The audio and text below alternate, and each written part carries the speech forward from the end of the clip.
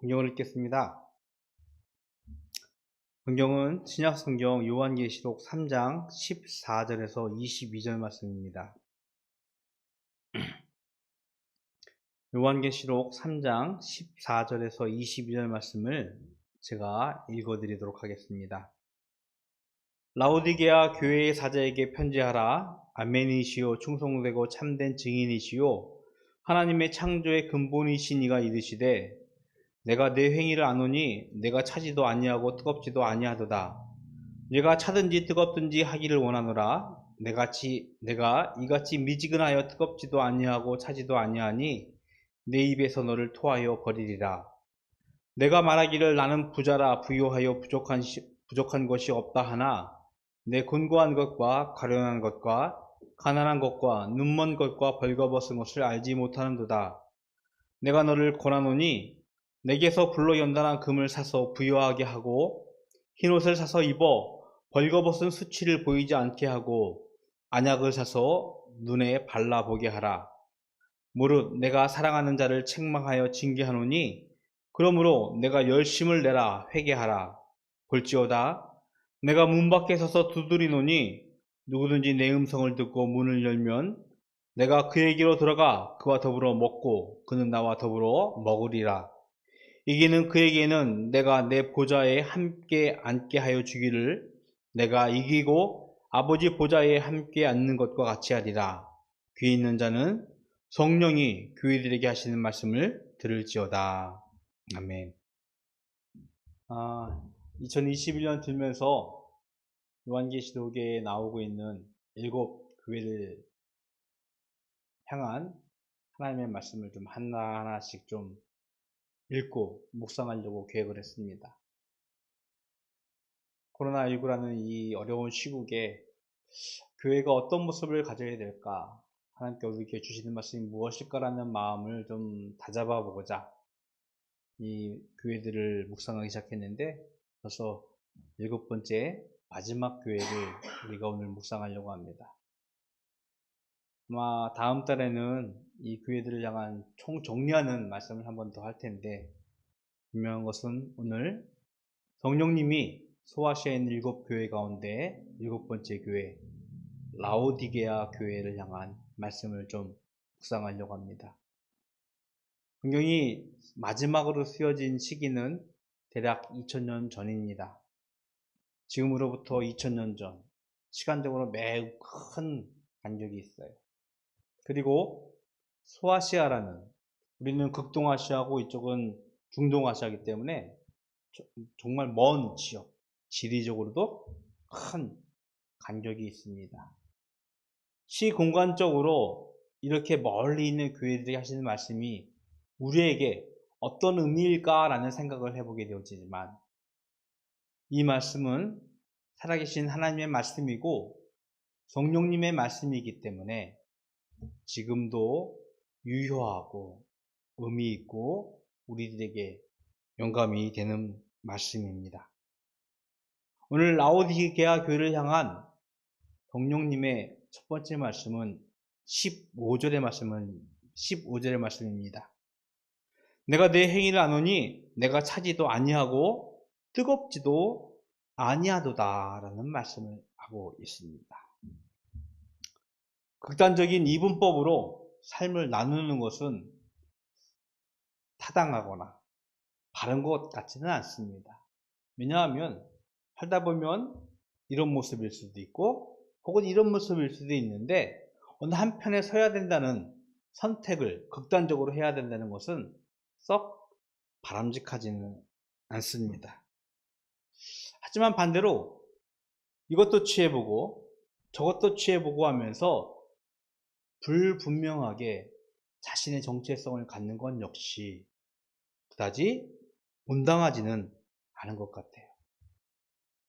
이런 비유를 하기에는 좀 적절치 않을지도 모르겠지만 지금 한참 내년에 대선을 위해서 우리가 막 준비를 하고 있습니다. 물론 대선뿐만 아니라 총선이라고 하죠. 국회의원들을 뽑을 때 보면 사람들이 어느 당에 가서 막 서서 국회의원 후보가 되려고 노력들을 하고 있습니다. 근데 간혹 선택을 못 받을 때가 있어요. A당에서 혹은 B당에서. 그러면 A 싫어하면서 A 사람이 B로 건너가고 B 사람이 A로 건너가는 이것저것 자신의 유익의 유무에 따라서 왔다 갔다 하는 모습들을 우리는 종종 봅니다. 라오디게아 교회는요 그랬던 것 같아요. 뜨겁거나 차거나 하기를 성령님은 원하셨는데 뜨겁지도 않고 차갑지도 않고, 즉 성도의 삶을 살거나 세상 사람들처럼 살았어야 되는데 이것저것 취해가는 그런 모습을 성경에서는 성령님은 경고하고 있고 그것에 대해서 한쪽으로 가라고 명령을 하고 있는 것입니다. 그 이유는 바로 이 라오디게아 지역의 특성 때문이었어요. 고대 근동의 이 라오디아 지역은요 상업이 매우 발달한 도시였습니다. 많은 사람들이 이곳을 와서 물건을 팔고 물건을 사고 지나가는, 그러다 보니까 이곳에는 자연스럽게 돈 많은 사람들이 많이 살았어요. 부유한 사람들이 많이 살았어요.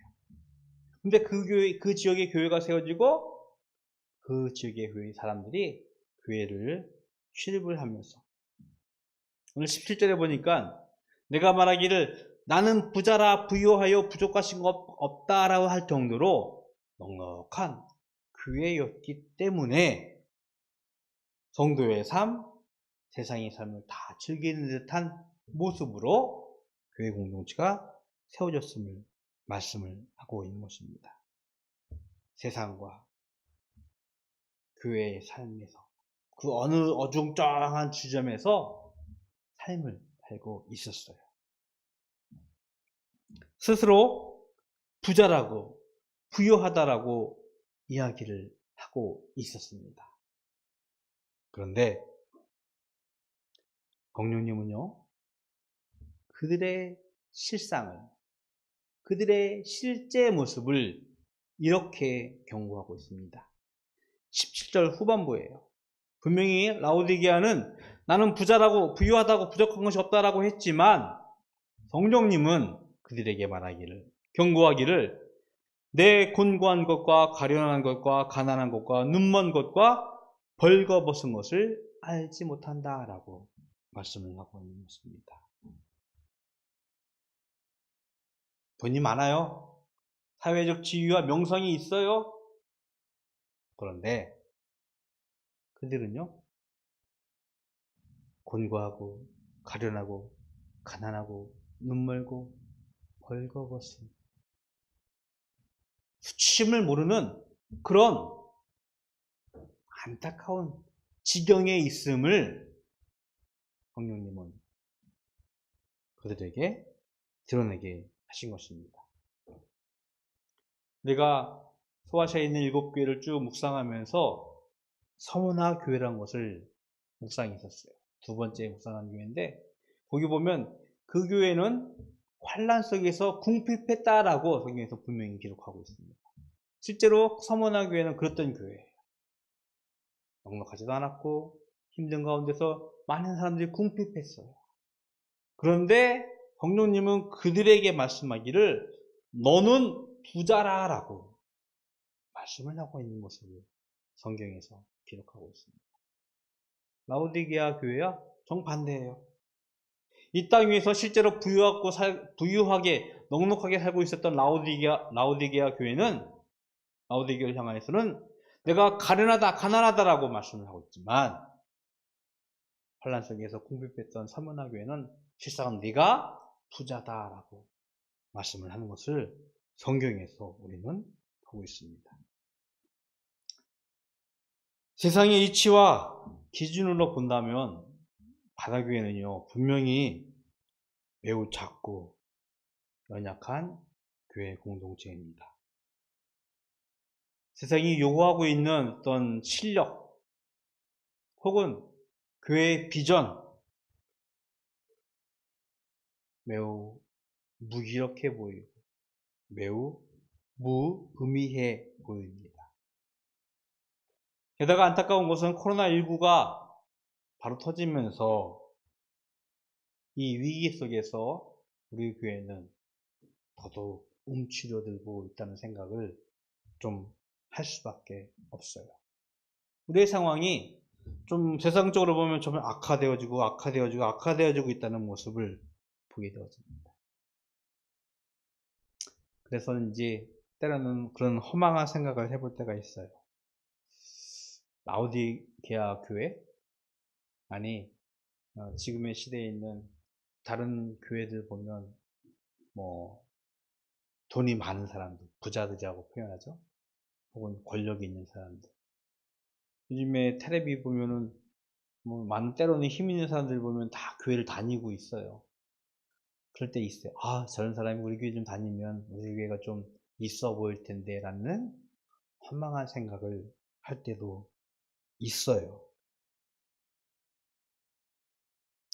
그런데 오늘 라오디게아 교회를 묵상하면서 또 하나님께서 우리에게 주신 말씀 하나를 보면서 저는 이런 마음을 가져봅니다.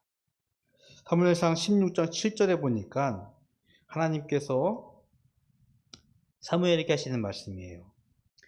여호와께서 사무엘에게 이르시되 그의 용모와 키를 보지 말라. 내가 이미 그를 버렸노라. 내가 보는 것은 사람과 같지 아니하니 사람은 외모를 보거니와 나 여호와는 중심을 보느니라 하시더라 라고 말씀을 하고 있습니다. 세상 사람들은요 외모를 봐요. 돈이 많고 적음을 봐요.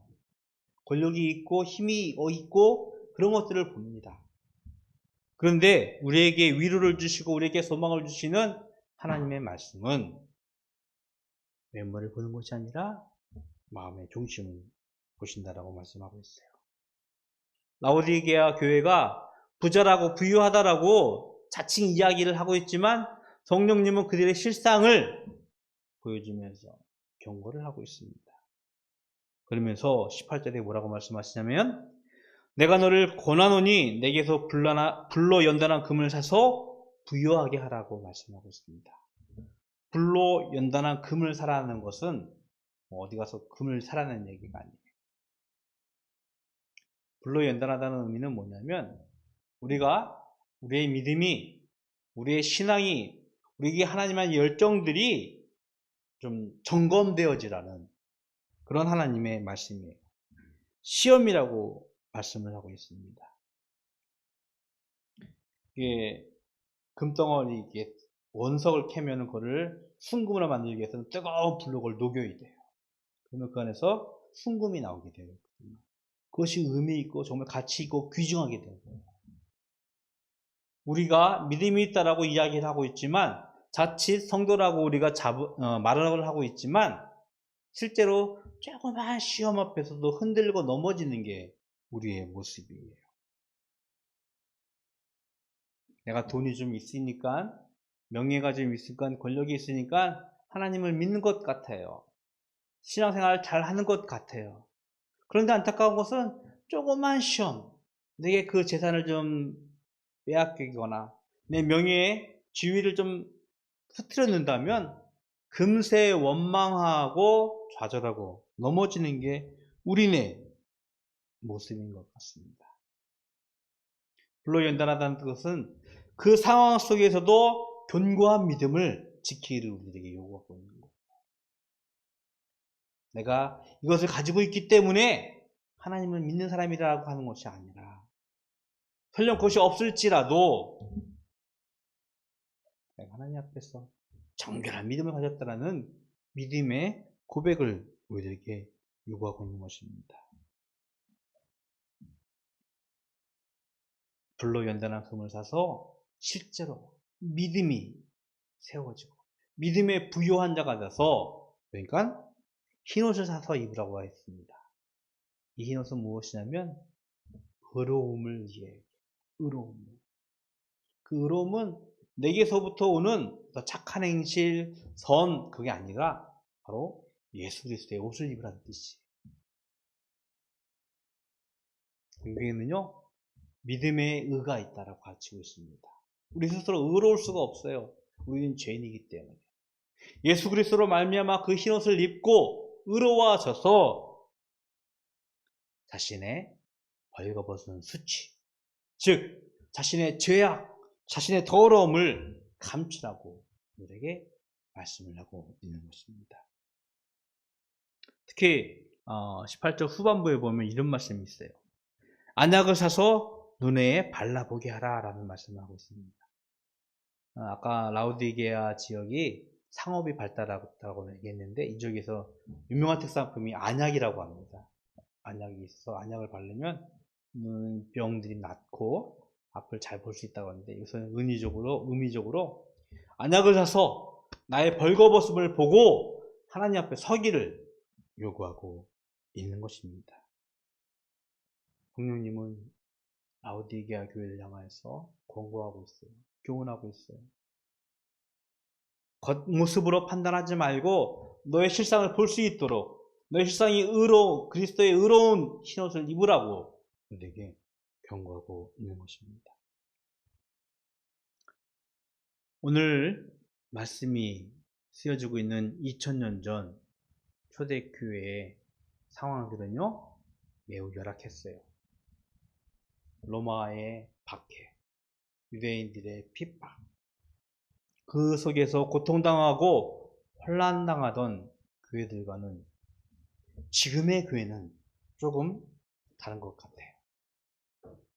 물론 저희 교회는 안 그렇지만, 많은 교회들이 안 그렇지만 실제로 교회들은요 부유해지고 힘이 있어지고 사회적으로 제법 영향력을 가지고 있는 것이 사실이에요.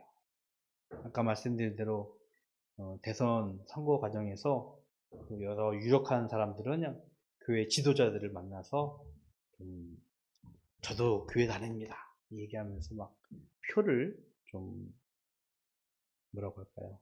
요구한다 할까요? 그런 식으로 하는 모습을 보게 되어집니다.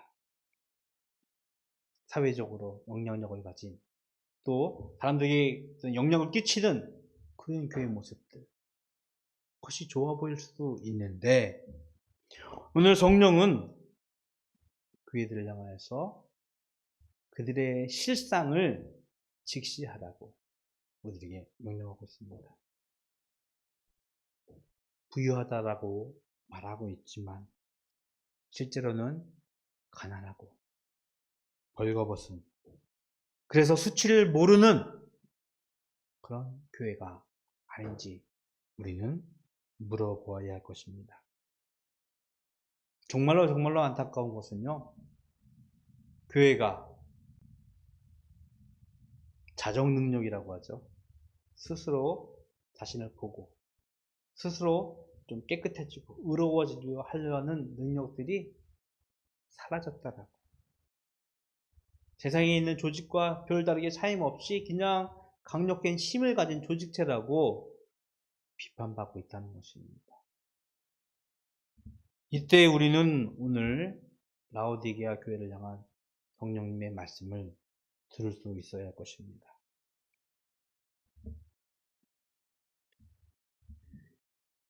19절에 보니까 무릇 내가 살아가는 자를 책망하여 징계한다 라고 말씀하고 있어요.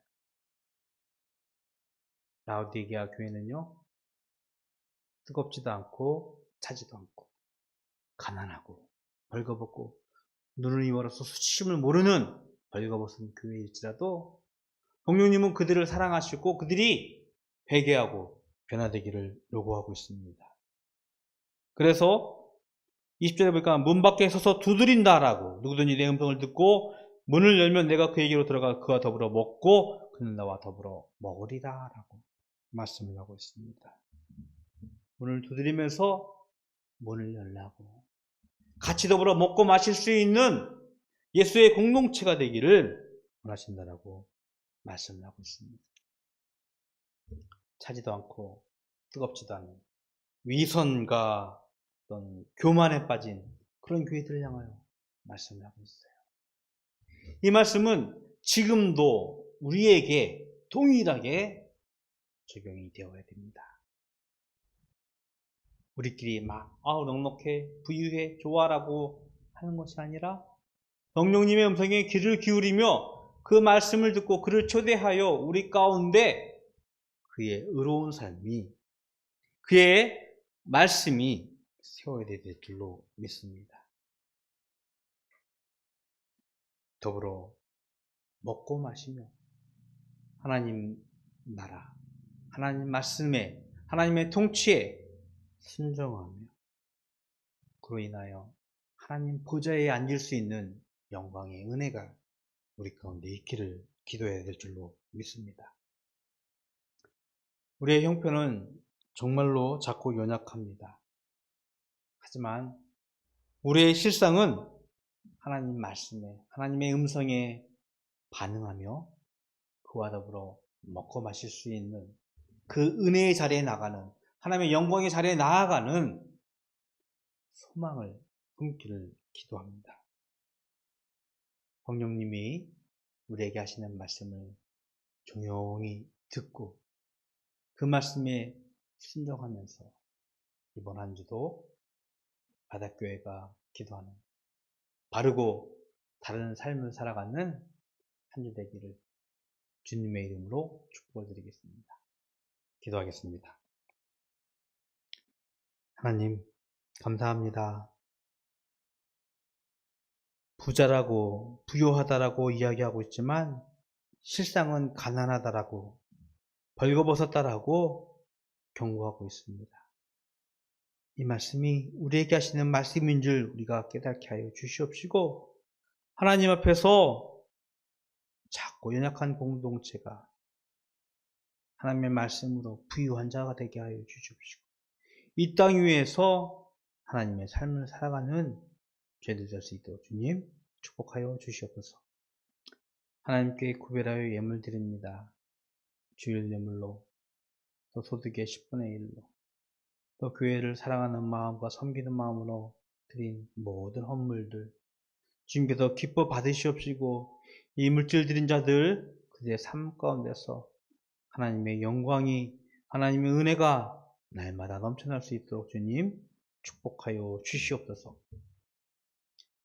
지금은 우리 주 예수 그리스도의 은혜와 하나님 아버지의 그 크신 사랑하심과 성령님의 교통하심이 하나님의 말씀으로 우리의 실제 모습이 부유하게 되어지고 그 부유한 모습으로 하나님 백성의 삶을 살기로 소원하는 모든 성도들 머리 위에 영원토록 함께 있을지어다. 아멘.